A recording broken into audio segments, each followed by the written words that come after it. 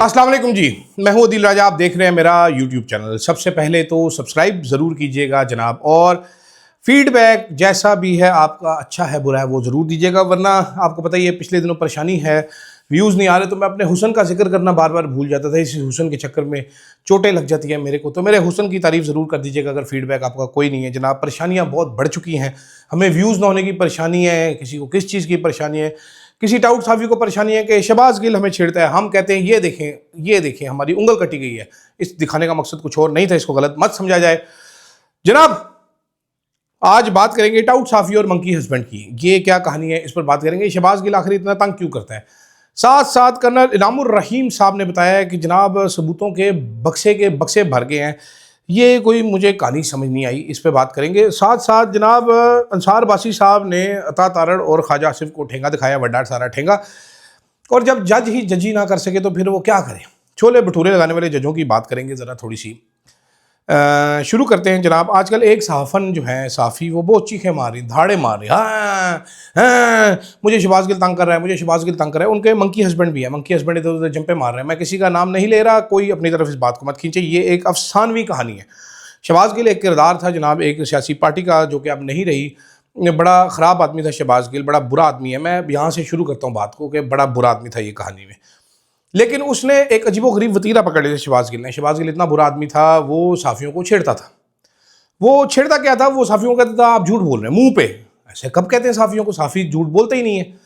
एक सहाफ़न को उसने पकड़ के रखा था, हर चीज़ उसकी मुनाफ़िकत एक्सपोज करता था। अच्छा, कोई गलत बात नहीं करता था, कहता जी आप हमारी बहन है, आप हमारी बहन है, लेकिन आप झूठ बोल रही हैं, आप मुनाफ़िकत करती हैं, आप लफाफा सहाफ़त करती हैं। आप कितनी बुरी बात है, टारगेटिंग होती है ना, ठीक है। तो शहबाज गिल मुसलसल ये शरारती लौंडा टारगेटिंग करता चला जा रहा था। फिर उस सहाफ़न ने मंकी हस्बैंड को बोला। मंकी हस्बैंड गुस्से में आ गए, इधर उधर लत्तें चला दी, मुक्के चला दिए, घूंसे चला दिए, पता नहीं क्या क्या खराफात। अच्छा, पुरानी टाइमलाइनों पे गए तो मंकी हस्बैंड जो है दूसरी खवातीन साफ़ियों की इसी तरह खिल्ली उड़ाया करते थे। एक ज़माने में मेरे से भी टक्कर ली थी, कोई बकवास की थी अरशद साहब के बारे में, ठीक है। टाउट साफ़र ने भी बकवास की थी, मैंने बड़ा करारा सा जवाब दिया था अरशद साहब के बारे में। बकवास तो हम सुनते ही नहीं है, बाकी तो हम इग्नोर करते थे, हमें कोई मसला नहीं है। लेकिन प्रॉब्लम क्या है इस सारे किस्से में। अब वो टाउट साफ़न जो है उनको सपोर्ट चाहिए, उनको सपोर्ट नहीं मिल रही जर्नलिस्टिक कम्युनिटी से। बस एक वो एक तलत नाम के गलत साफ़ी हैं, उन्होंने सपोर्ट अब फ्राहम कर दिया। उस पर बहुत शुक्रिया हो गया, बहुत शुक्रिया कि जी हमारा टारगेटिंग ना हो जाए। जब आप किसी की बीवी को टारगेट करें बगैर किसी सबूत, आप इल्ज़ाम लगाएं कि जी काला जादू होता है, बकरी की सिरियाँ होती हैं, बाद में डिफेंस आपका क्या हो कि मैंने नाम तो नहीं लिखा। फिर कई साल बाद कोई एक जाली सी किस्म की स्टोरी है तो आप फ़ौरन भाग भाग के क्रेडिट लेके नहीं जाए, मैंने पहले ही बता दिया था, मैंने पहले ही बता दिया। आपके टारगेट होती क्या हो गया, प्रॉब्लम क्या है। ये नहीं है कि दूसरे आपको गालियाँ नहीं निकालते, शायद वो लोग आपके शर से डरते हो कि शर अंगेज़ किस्म के लोग हैं यार, हमारे पीछे कैंपेनें करेंगे। नॉर्मली क्या होता है, इस किस्म के साफ़ियों को कोई छेड़ता नहीं है कि कैंपेन करेंगे। अच्छा, वो लौंडा शहबाज गिल जो है, मिस्टर शहबाज गिल, उसको टेंशन कोई नहीं है, वो लगा हुआ है, वो लगा हुआ है, दे दनादन दे। वो कह रहा है भाई मैं पार्टी का भी नहीं हूँ, मैं सिर्फ इमरान खान का वर्कर हूँ। धमकियाँ क्या मिल रही हैं, इसी वजह से ये पार्टी मुश्किलात का सामना होती है। ऐसी वो है, सैड आई मेकअप करके ना, आप ये ज़रा नोट कर लीजिएगा, मैं नाम किसी का नहीं ले रहा, ये अफसानवी कहानी है। इस अफसानवी कहानी का अफसानवी किरदार है। ये इतने झूठे जाली लोग हैं। ये जो मैडम है, जो अफसानवी मैडम है, इन्होंने अपनी तमाम साथी फीमेल एंकर्स, इनके खिलाफ कैंपेनें की हुई हैं, छुप के की हुई हैं, करवाई हुई हैं, बार बार करवाई हुई हैं, एक बार नहीं दर्जनों बार करवाई हुई हैं। इसीलिए आप देखें कोई फीमेल एंकर खुल के सपोर्ट में भी नहीं आएगी। जो साथ काम करती है सबके साथ लड़ाई रही है अल्लाह के हुक्म से, ठीक है। हर एक के खिलाफ साजिश की हुई है। अब एक अफसानवी किरदार मीर साहब भी हैं, बड़े सीनियर आदमी हैं, मीर साहब के खिलाफ तक साजिश की हुई है, गवाहान हैं इसके बड़े सारे मौजूद, ठीक है। ऐसे किरदार रहम के मुस्तहिक नहीं होते, इनको खबरों में रहना होता है। ये हर टाइम कहीं ना कहीं खबर, ये वो लोग हैं जिनको प्रॉपर्टी टैक्स का नोटिस आ जाए तो ये कमांडर साहब के पास चले जाते हैं कि कमांडर साहब क्यों, वाई ब्रो वाई, आप तो मेरे भाई हैं, वापस कीजिए ना नोटिस। मैंने तो असतूर की हिमायत में नहीं आई थी, वो तो मीर साहब ने मुझे बहका दिया था, तो मैंने नारे मार दिए, 4 गलत हो गए, मुझे माफ़ कर दीजिए, मैं तो जानती भी नहीं हूँ तूर कौन है, तूर तो बड़ा घटिया आदमी है। इस किस्म की बातें, और ये सारी अफसानवी बातें, इसमें सच्चाई कोई नहीं है क्योंकि मैं झूठ बोल रहा हूँ। तो ये मैंने कहा आपको बता दूँ, इनका प्रॉब्लम ही है। ये दूसरे किसी खातून की किरदार कुशी हो रही होगी, इनके मुंह में दही जम जाएगा, ये एक लफ्ज़ भी नहीं बोलेंगे, ये एक चीज़ भी नहीं आपको बोल के बताएंगे, इनके मुंह से कुछ निकलेगा ही नहीं, ठीक है। हराम है जो ये कोई भी बात करें, लेकिन क्या कह सकते हैं। अच्छा, दूसरी तरफ जनाबे वाला अंसार बासी साहब ने आज एक स्टोरी लिखी है। अंसार अब्बासी साहब ने कहा है कि जनाब ये दो वज़ीरों ने कहा कि 9 मई के पीछे फैज़ और इमरान खान का गठजोड़ था।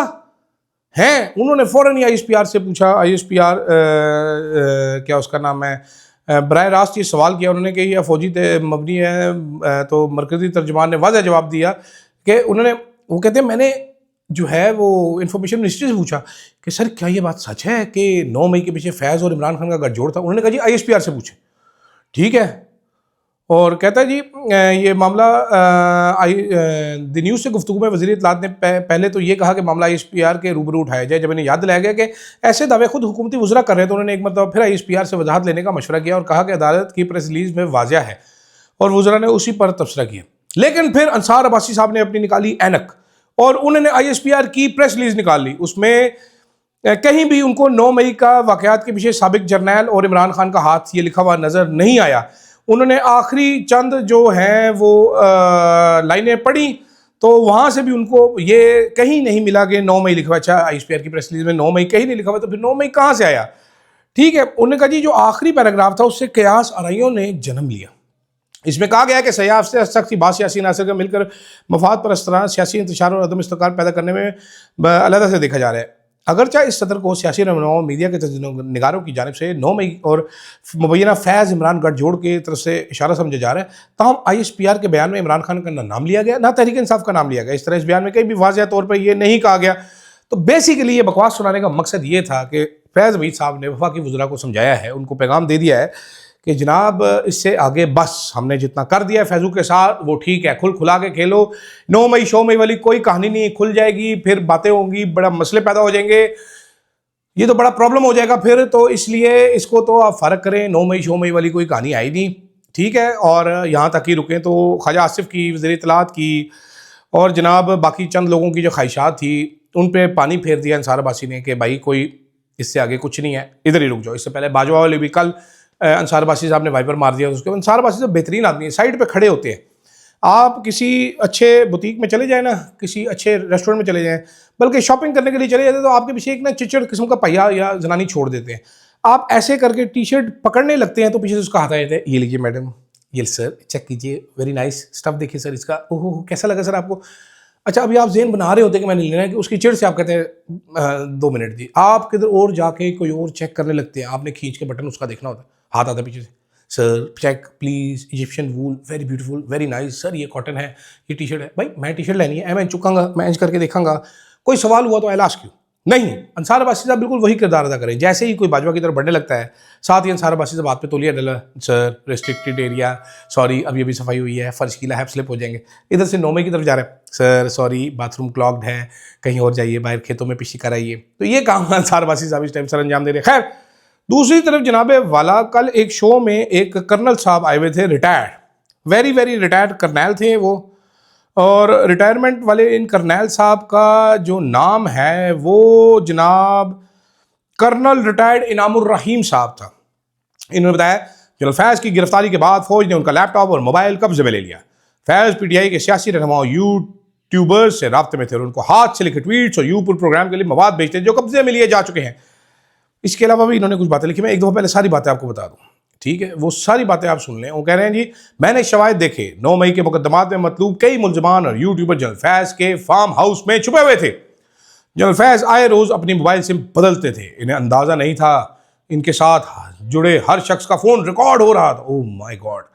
उन्होंने कहा जी जनरल फैज़ जिन जिन लोगों के लिए जेल में इमरान खान से रब्ते की कोशिशें कर रहे थे सबके शवाहिद है। जनरल फैज़ ने टॉप सिटी के मालिक की 2 कीमती गाड़ियाँ उठाकर उस वक्त चीफ जस्टिस साकिब निसार और उनके बेटे को गिफ्ट कर दी। चीफ जस्टिस के बेटे वाली गाड़ी रिकवर होकर इस केस का हिस्सा बन चुकी है। फैज़ ये इस यकीन के साथ कर रहा था कि कोई उन्हें हाथ नहीं लगा सकता, लेकिन जनरल आसिफ मुनीर ने फैसला किया कि पहले अपना हाउस इन ऑर्डर करना है। ये जो कर्नल साहब है ना, ये एक ज़माने में मिसिंग पर्सन के केस उठाते थे। पहले ये मिसिंग पर्सन करते थे और जैक बराज की तरफ से पेश होते थे, फिर इनको किसी ने ठुड़ कराया तो ये मिसिंग पर्सन के वकील बन के आ गए। उस टाइम ये बताते थे कि फ़ौज बड़ा बुरा कर रही है और मैंने कहा no nonsense, I will not tolerate this.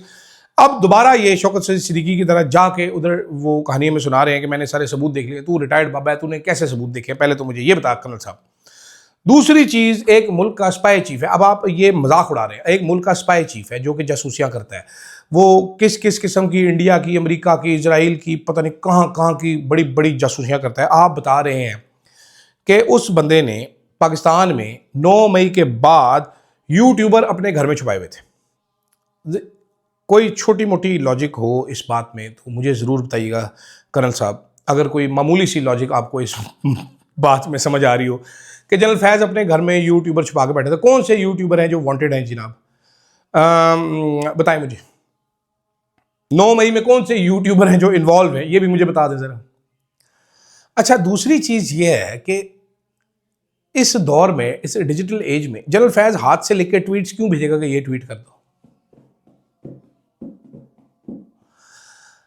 क्यों मवाद देगा वीलॉग के लिए? क्या बाकी सारे, मुझे अभी कौन मवाद देता है? कोई हवलदार मवाद देता है? ये एक वो बनाया हुआ है, हवा बनाया हुआ है कि जी वो इंटेलिजेंस वाले मवाद देते हैं तो शोज़ होते हैं, ये होते हैं। ऐसे नहीं होता। मैं बड़ा अरसा मेन स्ट्रीम मीडिया में रहा हूँ, 20 साल ज़िंदगी के गुजर गए।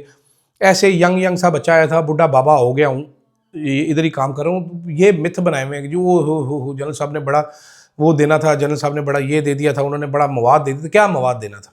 अब वो जितने यूट्यूबर हैं, मुझे आप ये बताइए वो क्या कर रहे हैं? ज़्यादातर तो खबरें पढ़ के सुना रहे हैं आपको।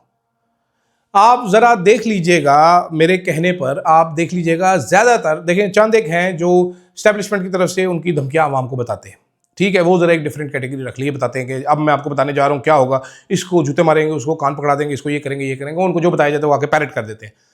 चंद एक और हैं, वो आपको दिन भर की खबरें और उस पर 2-3 लाइनें ऐड करके सुना देते हैं। चंद एक हैं जो आपको कुछ तज्जिया बीच में करके बता देते हैं एक आधी चीज़। फिर एक आधा कोई मेरे जैसा, मैं अकेला ही हूँ जो कि कॉमेडियाँ करता रहता है। हम तो सीरियस यूट्यूबर नहीं, हम तो कॉमेडी करते हैं ना, हम तो अफसानवी किस्से सुनाते हैं। तो इसको जनरल साहब ने क्या बताना था? मतलब आप लोगों की इंटेलिजेंस को, फिर वही बात है, मुझे गुस्सा आता है ऐसी बातों में, आप लोगों की इंटेलिजेंस को, अब ये कहानी कुछ ऐसी बनती जा रही है कि जनरल फैज़ अपने फार्म हाउस पे हाथों से ट्वीटें लिख लिख के वो भेज रहे हैं। इमरान रियाज को दिया, इमरान ए ट्वीट छिकी ज़रा, ए सबर ए ट्वीट कर दे तू यार, खबर गुमन ए तेरा वाला ट्वीट है। वो ऐसे कबूतरों के साथ बांध बांध के जनरल फैज़ उड़ा रहा था, कबूतर जा रहे हैं, ट्वीट आ रहा है, ट्वीट जा रहा है, ट्वीट आ रहा है, ट्वीट जा रहा है। ऐसी बोंगी बातें करने की क्या ज़रूरत है? या जनरल फैज़ साहब व्हाट्सएप करते थे ट्वीट। व्हाट्सएप में एक ऑप्शन होता है क्लियर चैट का, जैसे ही आप किसी से बात करें आप डिलीट कर दें, खत्म हो जाए। 24 आवर्स ऑटो में भी लगा सकते हैं, मेरे जैसे सुस्त आदमी हो तो ऑटोमेटिकली चैट डिलीट हो जाए, ना आपका मोबाइल फ़ोन भरे, ना मेमोरी खत्म हो, ना स्पेस का इशू हो, और ना आपका ऐसा हो। रोज़ वो नंबर बदलता था जनरल फैज़, ठीक है। अब मुझे बताएं, एक फ़ोन मार्क हो गया है जिस टाइम पे, ये इंटरेस्टिंग चीज़ मैं आपको बताता हूँ। एक फ़ोन मार्क हो गया, ये मियाँ नंबर आ गया, उसमें जो मर्जी सिम डालो फ़ोन मार्क हो जाएगा। कि जनरल फैज़ से जो राब्ते में थे लोग वो नंबर नहीं बदलते थे, लेकिन जनरल फैज़ रोज़ नंबर बदल के स्मिथ जासूस बन के उनसे रब्ता करता था कि hello this is Faiz now with a new number. और क्योंकि वो सारे फ़ोन रिकॉर्ड हो रहे थे, लेकिन जनरल फैज़ इतना फुदू ISI का चीफ था कि उसको ये पता ही नहीं था। ये किस किस्म की कहानी है? मुझे कोई बंदा समझाए।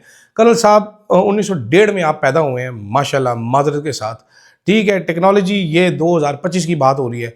छोटे बच्चों को भी पता है कैसे सिक्योर रखना है। कोई हो जाते होंगे हैक, कोई नहीं होते होंगे, मुझे नहीं पता। हमारे सिक्योरिटी इदारों के पास इतना टाइम है कि वो यूट्यूबरों के बैठ के फ़ोन रिकॉर्ड करते रहें, यहाँ पर रोज़ हमले हो रहे हैं, यहाँ पर क्या क्या नहीं हो रहा। तो ये आप इंसल्ट करते हैं उनकी कुर्बानियों की भी। आप जैसे लोग हैं जो ये फैलाते हैं कि जी सिक्योरिटी इदारे बैठ के, जी सिर्फ पहले आप कहते थे सिक्योरिटी इदारे जो है वो फौज मिसिंग पर्सन बनाती रहती है, आज आप मुझे बता रहे हैं कि वो बिला वजह वेले बैठ के यूट्यूबरों के फ़ोन नंबर रिकॉर्ड करते रहते हैं। किस लिए करेंगे भाई रिकॉर्ड? उनके पास इतना टाइम है। एवं आप इल्ज़ामात मत लगाएं, आपकी मेहरबानी। आखिर में जनाब, कल एक स्टोरी करना चाहता था, लेकिन फिर मैंने कहा क्या स्टोरी करें यार इसके ऊपर के जी। डोगर साहब इंसाफ देना चाहते हैं जस्टिस तारिक साहब को। जस्टिस तारिक साहब उन 6 जजेस में से हैं जो बाज नहीं आ रहे। वो कहते हैं मैंने तो बाज कोई नहीं आना, जो मर्जी कर लो। तो उनकी अब 35 साल बाद डिग्री जाली करार दे दी गई है। अब मैं वैसे आपको एक चीज़ बताना चाहता हूँ कि मैंने मास्टर्स किया हुआ है, तो मेरी यूनिवर्सिटी को फ़ोन करके मेरी यूनिवर्सिटी की डिग्री आप जाली करवा दें अगर, मुझे तो रोल नंबर भी अपना याद नहीं है। पहले मैं वो डिग्री लबूंगा, वो एक कागज़ है मेरे पास, कौन से सबूत बैठे हुए उस टाइम की फ़ोटोवें लिए हुए, मैंने वीडियो बनाई कि मैं पेपर दे रहा हूँ, मैं ये कर रहा हूँ, मैं वो कर रहा हूँ। तो मैं क्या कर सकता हूँ? मैं उस डिग्री की बेसिस पे मैंने कोई 10 जगह पे नौकरियां की, तो मेरा 23 साल का तजर्बा हो चुका है, ठीक है। तो 23 साल पहले कर की ली जाने वाली डिग्री आज मैं, या 24 साल पहले ली जाने वाली डिग्री आज मैं कैसे सच्ची साबित करूँगा? ये पाकिस्तान का सिस्टम है, ये एलीट कैप्चर है, ये पावर ग्रैब है। इसमें आप लोग क्या कर सकते हैं? मैं क्या कर सकता हूँ? ये सिस्टम बता रहा है कि भाई हम ऐसे भी कर सकते हैं, ऐसे भी कर सकते हैं। टिकती नहीं है बातें। कराची यूनिवर्सिटी की डिग्री का जो इशू है वो तो प्रोफेसर ने एक ने वैसे ही भांडा फोड़ दिया था उसका। फिर सिंध हाई कोर्ट में इतनी गैरत थी, उन्होंने केस रोक दिया। लेकिन डोगर साहब बहुत ज़्यादा इंसाफ पसंद जज है। डोगर साहब की रग रग में इंसाफ भरा हुआ है। वो इतना इंसाफ बांटना चाहते हैं, इतना इंसाफ बांटना चाहते हैं कि इतना इंसाफ पैदा ही नहीं हुआ जितना वो बांटना चाहते हैं। तो इसलिए कॉन्फ्लिक्ट ऑफ इंटरेस्ट उनका कोई नहीं है। वो कहते हैं कोई बात नहीं जहांगीरी, तुम मेरे खिलाफ थे, कोई बात नहीं, मैं तुम्हें इंसाफ दूंगा और मैं तुम्हें डिग्री तुम्हारी जाली करार दे के तुम्हें फारिग करूंगा। तो इंतज़ार करते हैं कि जस्टिस जहांगीरी साहब को कब फारिग करार दिया जाता है। फिलहाल के लिए मेरे को दीजिएगा इजाज़त। अल्लाह हाफ़िज़।